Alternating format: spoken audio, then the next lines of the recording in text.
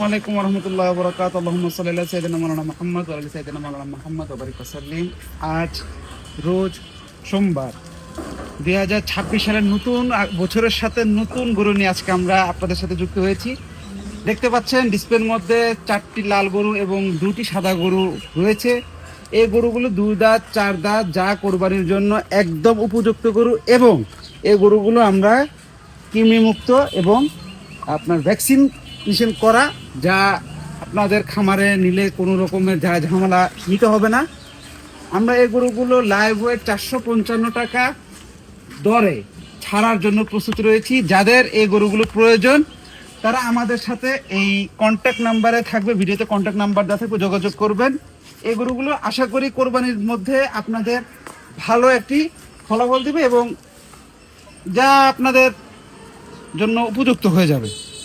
আসসালামু আলাইকুম।